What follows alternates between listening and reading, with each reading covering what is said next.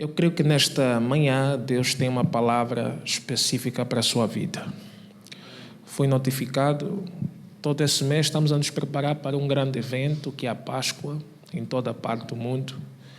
Nós em Angola também estamos a nos preparar para essa grande festividade, teremos 3 dias. É um dos eventos muito poderosos para nós. E nessa manhã o que eu partilharei convosco servirá também para estarmos preparados para estes dias ou cultos especiais da Páscoa. Recomendo aqui a passagem no livro de João, capítulo 2, no versículo 1 até o versículo 11.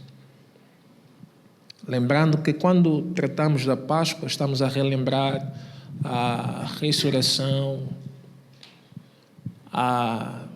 eu gosto de colocar assim, quando tratamos da Páscoa, estamos a relembrar a traição, a morte e a ressurreição de Jesus, amém? E sabemos que essa ressurreição é o que ratificou a nova aliança que nós temos. E algo em particular que eu amo aqui na Logos, todos os domingos nós ceamos, amém? De maneiras que eu creio que toda pessoa que entrou doente, você já está declarado curado. Posso ouvir o teu amém nessa manhã? Qualquer desafio que você tenha ao nível da tua saúde, você está declarado curado em nome de Jesus. Então hoje eu vou, a partir desse texto bíblico, não é, de João capítulo 2, do versículo 1 até o versículo 11, vamos tirar algumas lições que poderão nos ajudar para o tempo da Páscoa. E teremos certamente algum tempo para orar e ministrar o poder de Deus. Se eu puder cá resumir o cenário, a história, trata-se do episódio. Já estaremos a ler de forma expositiva, mas só para trazer aqui um resumo, trata-se do episódio em que Jesus é convidado a uma festa em Caná. E enquanto Jesus está nessa festa, o vinho acaba. O vinho acaba e a mãe de Jesus orienta aos serviçais que vão ter com Jesus. E Jesus olha para os serviçais e questiona: o que é que vocês querem comigo? Ainda não chegou o meu tempo. Os serviçais vão levar o relatório à pessoa que mandou, a Maria, e a Maria responde para eles, voltam para ele, façam tudo o que ele vos orientar. E foi assim que Jesus deu orientação que enchessem os depósitos todos com água e distribuíssem. Então a Bíblia vai registrar que aquele foi o primeiro milagre que Jesus fez. Se nós podemos ir rapidamente no versículo 11, já vamos voltar no primeiro versículo, mas vamos logo no 11. Olha aí, a Bíblia diz assim: principiou assim seus sinais em Caná da Galileia e manifestou a sua glória, e os seus discípulos creram nele. Tem algum problema com este comentário? Tem algum problema com a questão de Jesus principiar os sinais aí? E, claro, como o pastor Sete é meu irmão, vou deixá-lo esse problema depois. Eu vou criar aqui o problema e depois deixo para ele, mas certamente ele voltará a me convidar.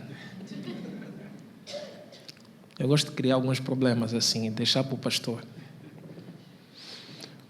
Mas recomendo aqui esse estudo minucioso porque fica-me um pouco difícil essa questão de Jesus principiar exatamente ali os milagres, os sinais. Eu não creio que essa é a ideia que ele quer comunicar ao escritor. Sem nos esquecermos que até ela chegar na nossa língua já sofreu várias alterações, não é? Por causa da tradução. Entretanto, a primeira coisa que me faz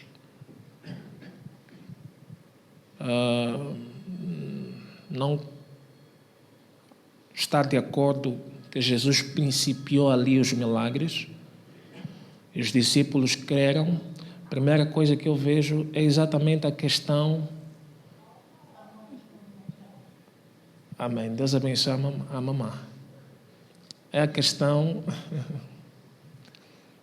questão de Jesus estar nessa festa já com os seus discípulos.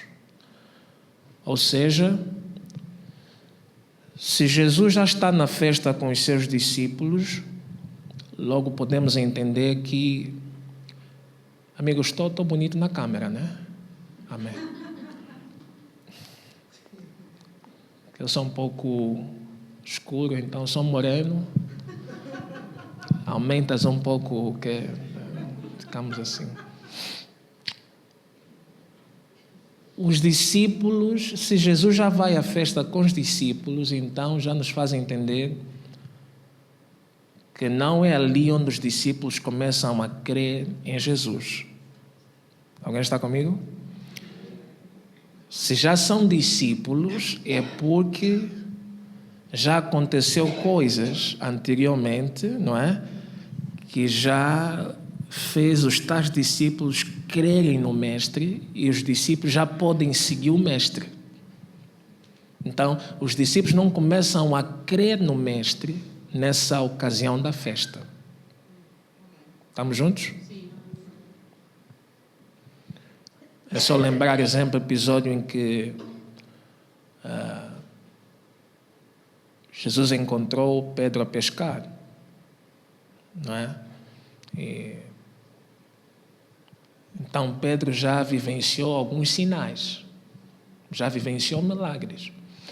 Agora, o que eu creio o autor quer comunicar ali, quando ele diz no fato de Jesus principiar os sinais em Caná, eu creio que ele quis colocar num sentido público. Ou seja, até então Jesus já tivera realizado sinais, mas de forma privada, ou de forma individual para cada um dos seus discípulos. Porque foi assim que Jesus teve a conquistar os seus discípulos. Mas agora aqui em Caná, o milagre deixará de ser privado e se tornará publicamente. Estou a crer que nesse tempo de Páscoa, enquanto eu estiver a pregar, vou liberando já palavras proféticas para cada um, para famílias, para Lisboa, para Portugal. Enquanto nós estamos nessa véspera da Páscoa, Deus está a falar para cada um que tem dimensões, tem milagres que vão deixar de ser privado. E Deus quer tornar público, em nome de Jesus. Deus vai trazer algumas experiências públicas para nós. Amém? Assim podemos voltar, começar do versículo 1. Eu vou estar a tirar algumas lições.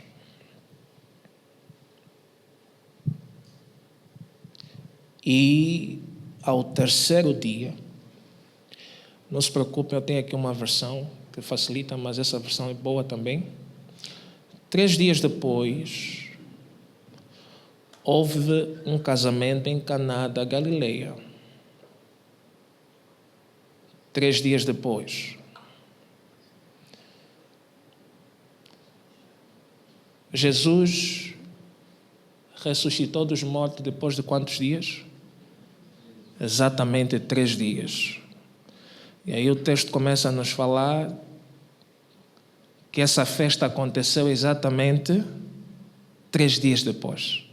Alguém está comigo? Interessante.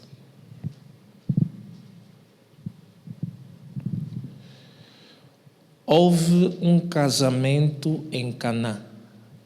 Quando é que o casamento ocorreu? Depois de 3 dias. Depois de 3 dias houve um casamento. É o cenário da cruz. É o cenário da cruz. Sabiam vocês que a véspera que nós estamos para celebrar a Páscoa é exatamente uma véspera em que nós celebramos um casamento? A Páscoa é um tempo de celebração do nosso casamento, da nossa aliança com Cristo. Amém?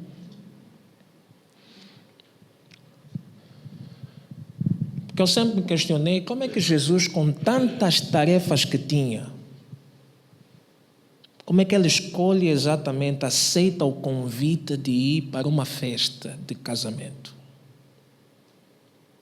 Porque nessa véspera já existia o tanque de Betesda, não é? Onde, em João 5, onde eram levados muitos doentes, pessoas inválidas, mancos, todos eles eram levados lá.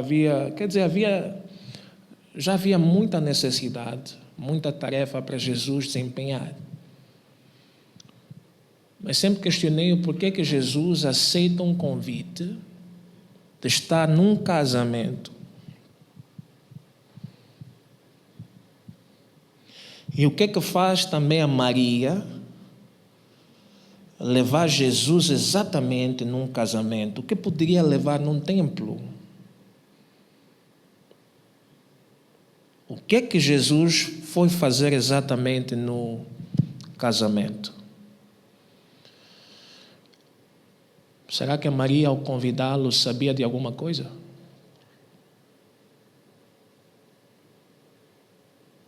Ou será que foi... E por que que dentro desse casamento tinha que ocorrer exatamente o milagre da transformação da água para o vinho?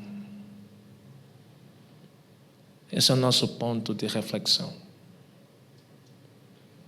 Porque dessa reflexão está todo o mistério da Páscoa.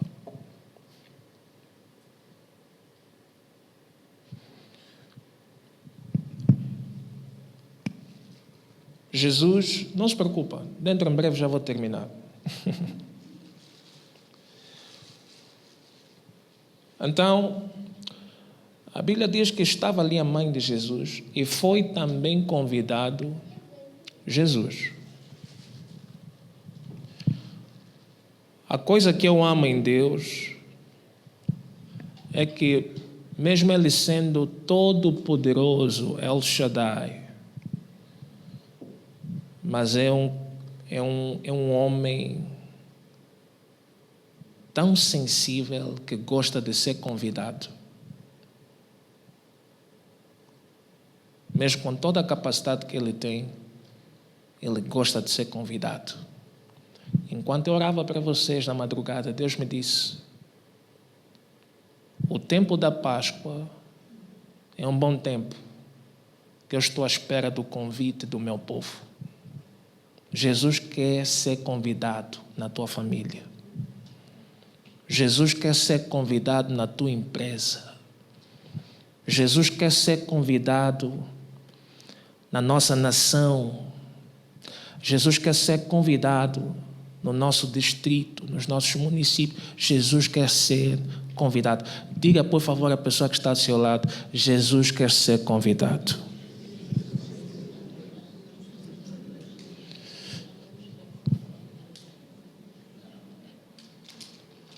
Lisboa, Logos, comunhão.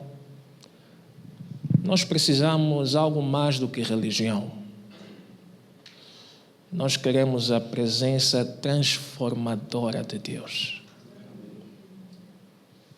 Deve haver algo mais que religião. Deve haver algo mais do que nos reunimos apenas.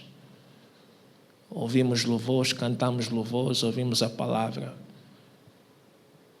Precisamos algo mais do que isso. Algo mais do que isso. Senão, torna-se uma rotina fatigante. Precisamos algo mais do que isso. E Jesus diz: eu estou disponível para fazer cada um de vocês mergulhar em águas mais profundas. Mas estou à espera do vosso convite. Estou à espera do vosso convite. E essa manhã pode ser uma oportunidade em que você abre o teu coração. Você pode dizer: Jesus, eu te convido em minha vida. Te convido em minha vida.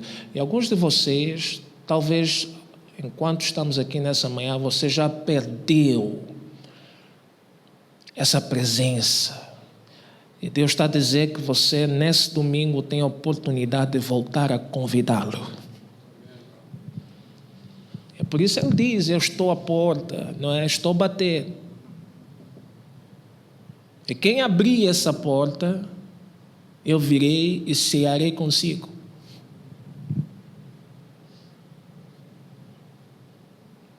Muitos de vocês estão aqui nesse domingo, mas estão à escassez da presença de Deus.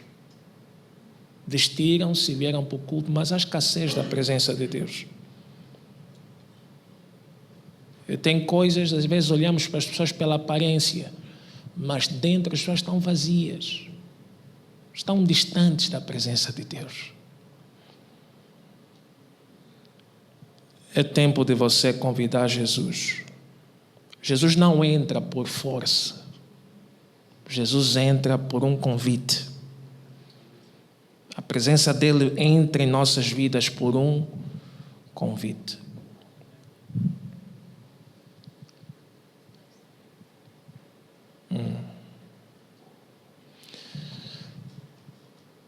Podemos continuar? Versículo 2.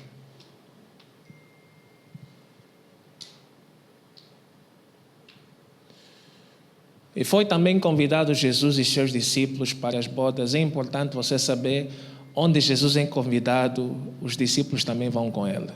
Jesus não vem sozinho. Vem também com os seus discípulos. Tais como Josué, tais como Sete. Não me entendeste. Quando você convida Jesus em tua casa, deves saber, deves preparar. Se vais fazer a refeição, prepara uma boa quantidade, porque Jesus não vem sozinho. Ele traz consigo também os seus discípulos. Talvez vais dizer: não, mas os discípulos não foram convidados. Sim, mas quando você convida Jesus, Jesus vem sempre com os discípulos. É interessante. Exemplo, como nós estamos a convidar Jesus, hoje também vim para aqui. Mais do que um convite, talvez do pastor Sete, mas eu vim porque Jesus está aqui. Eu vou como discípulo, eu vou onde Jesus está. E eu louvo a Deus, quando nós adorávamos aqui, os meus olhos espirituais abriram-se. Eu vi anjos nessa sala, mas andando com incensos. Com incenso. Eu não sei exatamente o que tem feito aqui, mas eu vi os meus olhos, admirei-me, eu disse: uau, anjos aqui no nosso meio com incensos. E Deus me disse: são os louvores do meu povo, são as orações do meu povo que estão a subir. Então eu vou como discípulo, eu vou onde a presença de Jesus vai. Amigos, só um detalhe: você não deve ir para a igreja mais próxima da tua casa. Está errado.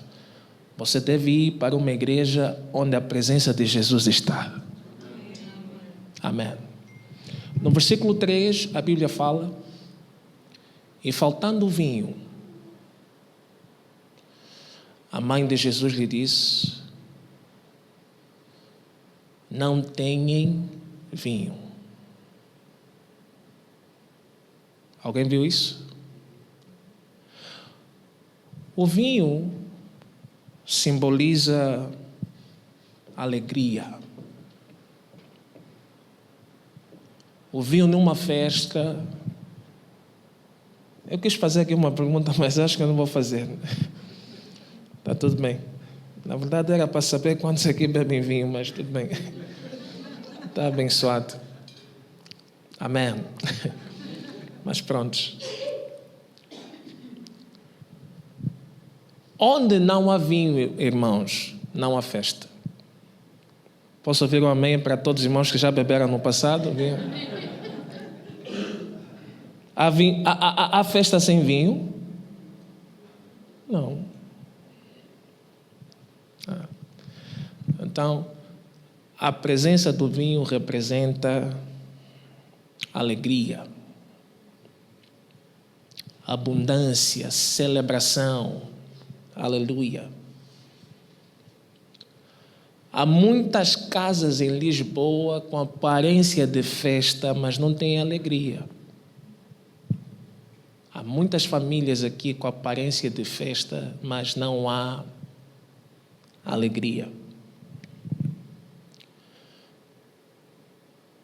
Há muitos casamentos que estão frios. Há muitas igrejas formais, mas sem a presença do vinho. Há muitos jovens sem propósito de vida. Há empresas sem ética. Em nome de Jesus, o vinho que acabou hoje vai voltar a transbordar. Isso. Esse vinho que acabou voltará a transbordar. Então estamos numa situação onde a nossa força humana acaba. E é ali onde Deus quer revelar a sua glória. Deus está a falar para alguém nesse culto: onde a tua força terminou, a minha glória começa. Se você entrou aqui para esse culto a dizer: estou numa situação em que esgotou-se a minha força, Deus está a dizer para si: prepara-se, porque você está prestes a experimentar o meu poder. A mãe de Jesus lhe disse: não tenham vinho. Olha a resposta de Jesus. Disse-lhe Jesus: mulher. Irmão, pode deixar assim os dois textos, o 3 e o 4. Vou mostrar aí algo. O 3 e o 4 junto, vou mostrar algo.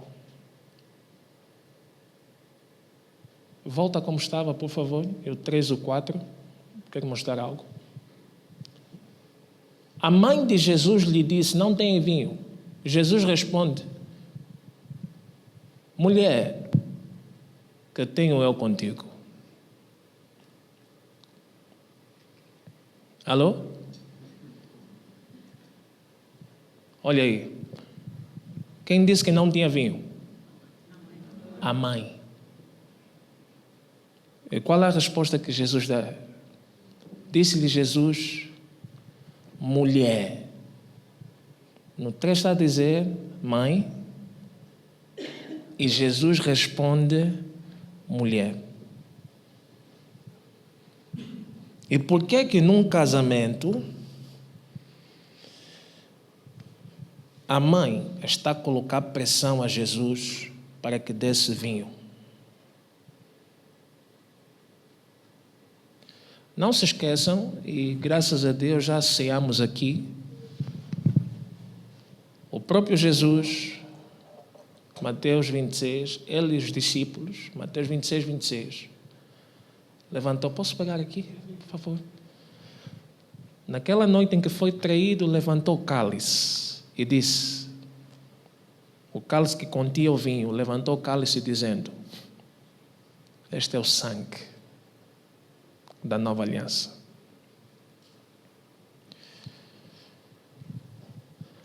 O que nos faz entender que quando estamos a falar do vinho, estamos a falar do quê?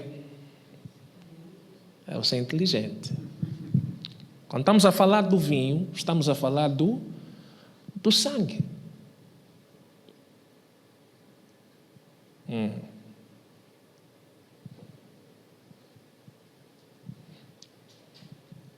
A mãe está a colocar pressão quando acaba o vinho e vai ter com Jesus, diz: não tem vinho. Em outras palavras, está a colocar pressão, porque o correto, o casamento não é de Jesus. Jesus está nesse casamento como um convidado.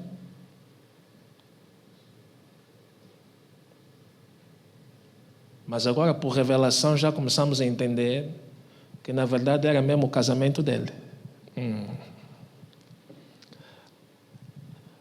Porque o correto seria, quando o vinho acaba no casamento, o correto seria ir ter com quem? Com o noivo. Obrigado, irmão. Mas o que é que faz a Maria? Ir colocar pressão a Jesus. Agora sim, por revelação, começamos a entender o código, que afinal Jesus mesmo era o verdadeiro noivo desse casamento. Porque a tal boda, o tal casamento não é daquele noivo, é na verdade de Jesus. E por que Jesus vai tratar, no 3 diz mãe, mas Jesus vai tratar, não trata de mãe, mas trata mulher. Sem nos esquecer que nós, como igreja, somos a noiva. Aleluia. Alguém está a perceber onde estamos a caminhar? Eu confesso, se eu estivesse na América, essa já é barulho. Na África, a mesma coisa. Mas está tudo bem. É sério, está tudo bem. Está tudo bem. Graças a Deus. O pastor Sete sabe, ele já esteve lá algumas vezes. Esse ano vai voltar a estar lá. Deus vai permitir isso em nome de Jesus. Ele sabe. Ele sabe lá como é que nós somos. Somos mais... As pessoas já têm a mão levantada, partir a cadeira. Fala, profeta! As pessoas já estão a colocar dinheiro aqui. Quer dizer, nível de revelação. Isso é importante. Mesmo as irmãs que estavam aqui a cantar sabem mais ou menos o que eu estou a falar. Mas eu amo vocês, tá? Isso. Mas a vossa cara não me assusta, tá bem? Então, agora entendemos o porquê que Jesus trata não de mãe, mas trata de mulher. Porque, na verdade, a conversa aí não é de Jesus com a Maria, mas é de Jesus com a sua noiva. E tá correto, sim, a Maria colocar pressão, não no noivo do casamento, não no dono do casamento, mas a Jesus. Amém? Então disse-lhe Jesus: o que eu tenho contigo, ainda não é chegado o meu. Já estão a entender, não é? Porque que Jesus diz: ainda não é chegado o meu tempo, a minha hora. Porque isso tratava-se da crucificação dele. Aleluia. Quantos amam aqui a palavra de Deus? É bom, né? Maravilhosa. Continua 5. Vamos lá. Estou quase a terminar. Vamos no 5, please. No 5º versículo.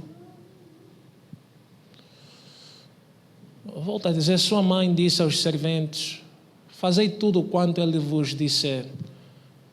Essa senhora, parece que essa senhora sabia, tinha uma revelação que mais ninguém tinha, né?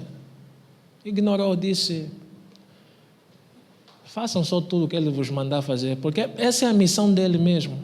Ele veio exatamente para dar vinho. não liguem o que ele tiver a falar. Façam só tudo, porque ele veio mesmo para dar vinho. Ele veio para verter o seu sangue a favor de nós.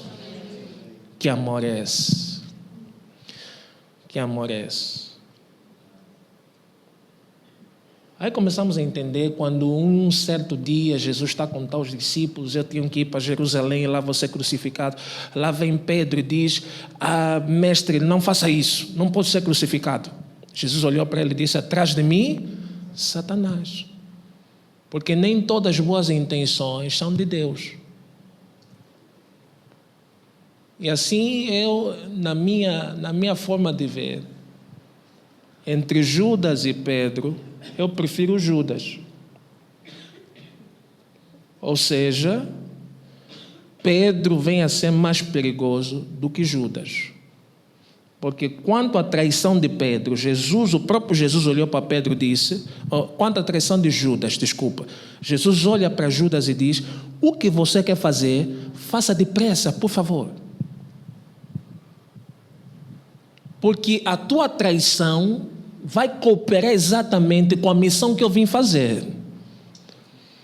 Quer dizer, tem pessoas que ao longo da tua jornada deverão trair você para facilitar o lugar onde Deus te quer levar.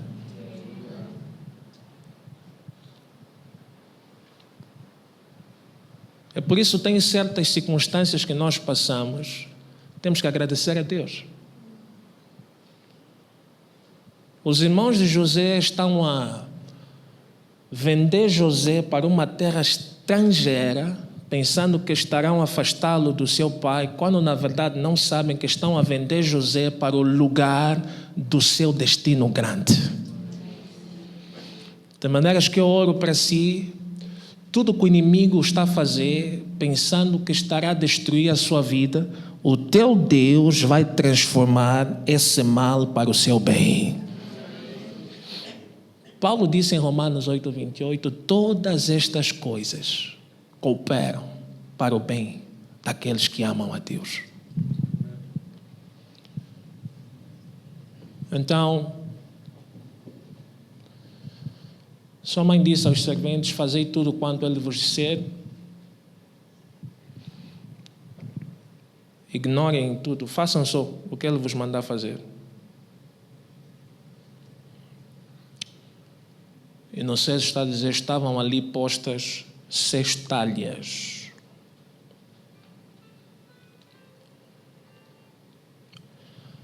Seis talhas, a pergunta é, o que é que essas talhas faziam? 6 talhas de pedra para as purificações dos judeus.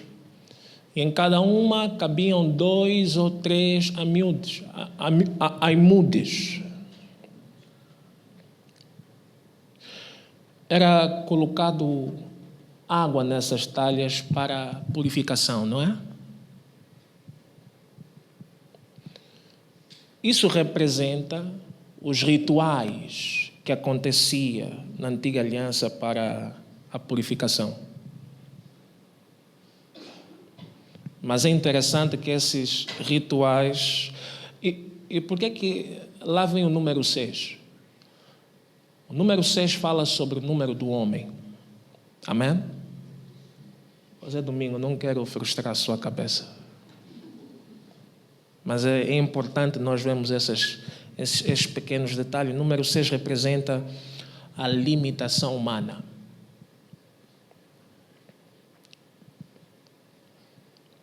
E foi exatamente ali onde Jesus orientou.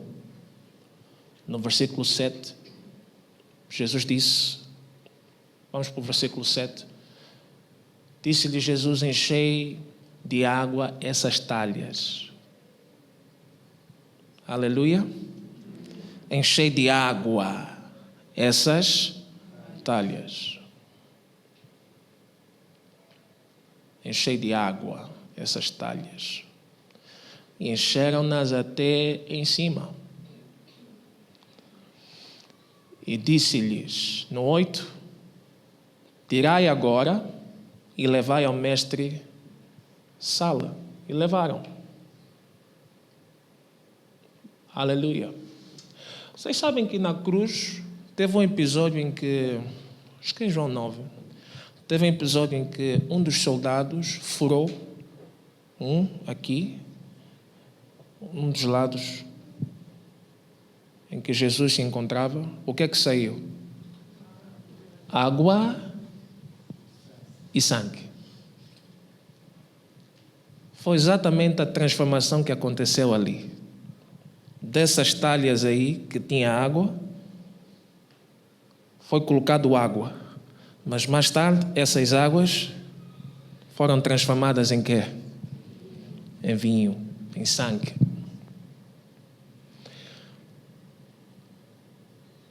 Jesus não aboliu o antigo, mas pelo contrário, ele transformou. Alguém me entendeu? Jesus não aboliu a forma deles antiga de fazer rituais de purificação. Mas Jesus transformou, mostrando para eles que esse vosso sistema de tentar se purificar foi ineficaz. O melhor elemento da purificação é o sangue. O meu sangue é o grande e o maior elemento suficiente para a vossa purificação. Foi necessário ter 6 talhas, mostrando a limitação humana. Nenhum dos nossos rituais ou da antiga aliança traçada para tentar nos purificar foi eficaz. Somente o sangue de Jesus. E na Páscoa nós celebramos exatamente isso.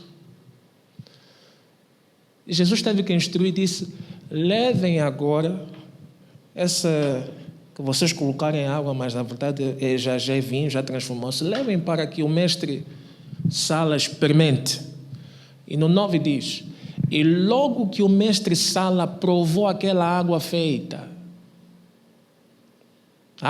vinho, não sabendo de onde viera,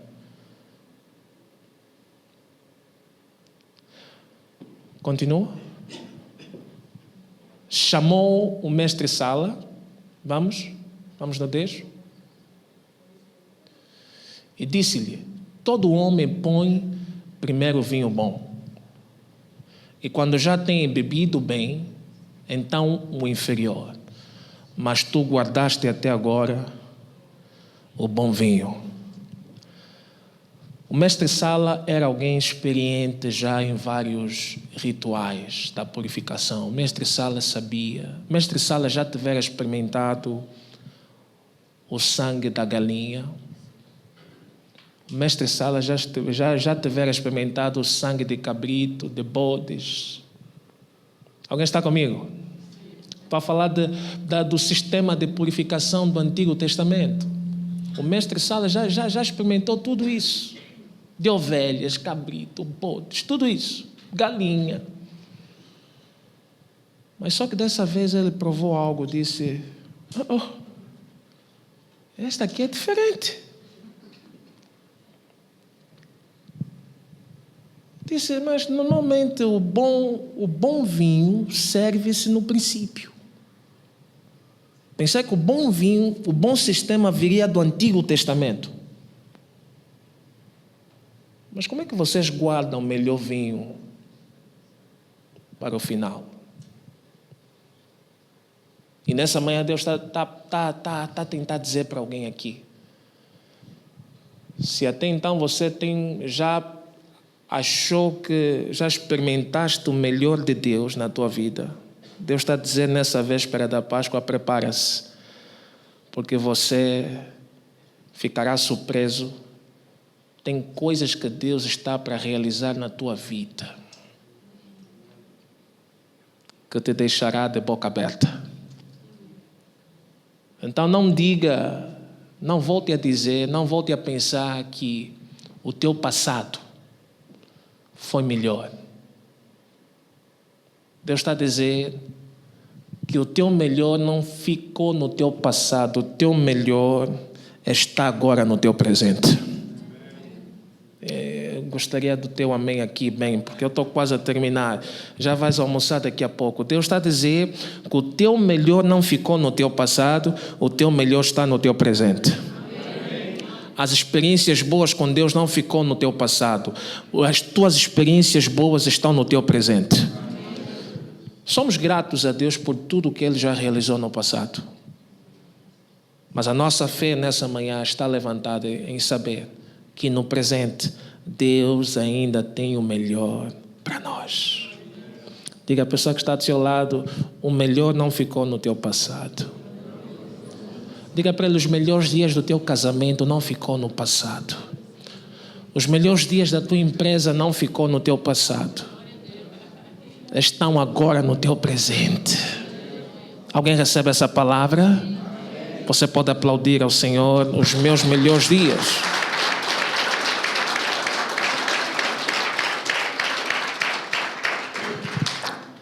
Então a Páscoa nos prova que a glória do presente é melhor e maior do que a glória do passado. Porque há pessoas que ficaram confinados no passado e pensam todo o tempo no passado. Até a Bíblia fala em Eclesiastes que não é sábio comparar os dias que se passou com o presente. Há muita gente que faz esse tipo de comparação. Oh, quando eu estava, quando eu era, quando eu andava. Eu quero que você leve a tua fé nessa Páscoa, nessa véspera da Páscoa, em saber: eu estive aqui, eu estou aqui convosco. Pastor Sete, a Logos Comunhão está para experimentar os seus melhores dias, como nunca antes visto. Essa é a palavra que Deus tem me dado ao seu respeito. Louvamos a Deus por todo o testemunho que nós temos do passado.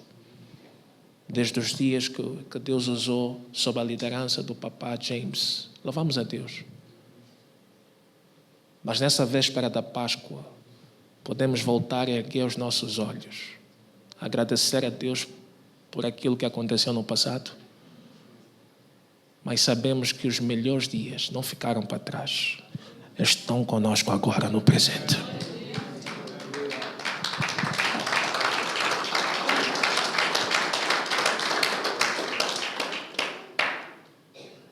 E tem aqueles mestres-sala.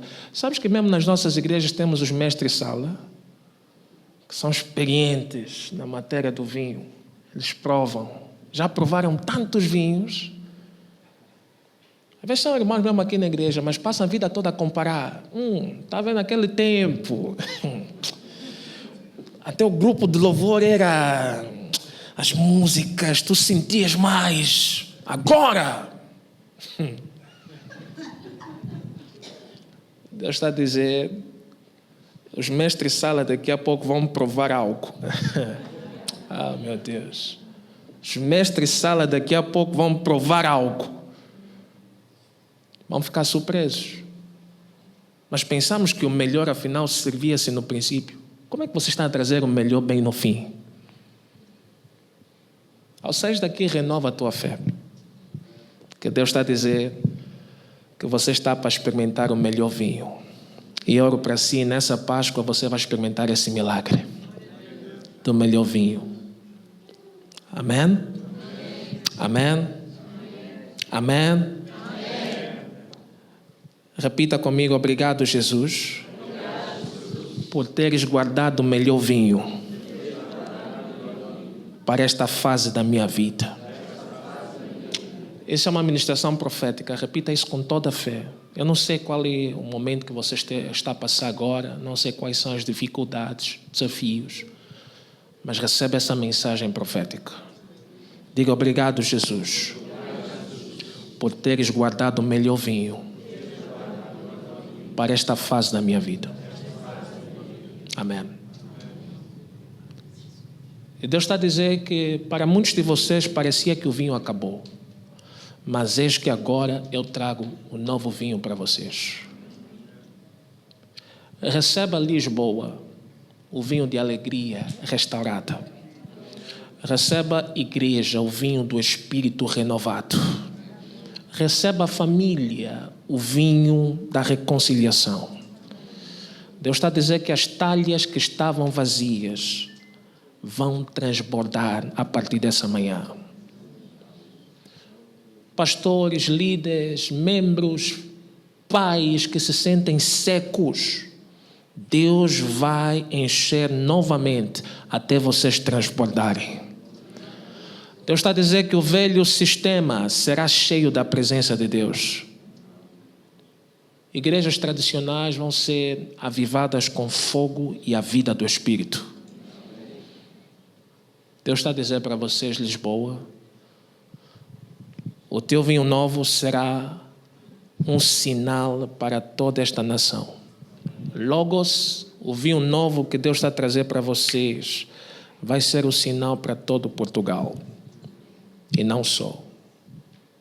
Isso irá além para as nações. Em nome de Jesus. Levanta as tuas mãos e começa a agradecer o nome do Senhor. Jesus está presente nesse culto. O vinho novo está disponível. A transformação está pronta para acontecer. Basta obedecer. Enche as talhas, faz a tua parte, move-te e receba de Deus nessa manhã. Receba de Deus nessa manhã. Receba de Deus nessa manhã.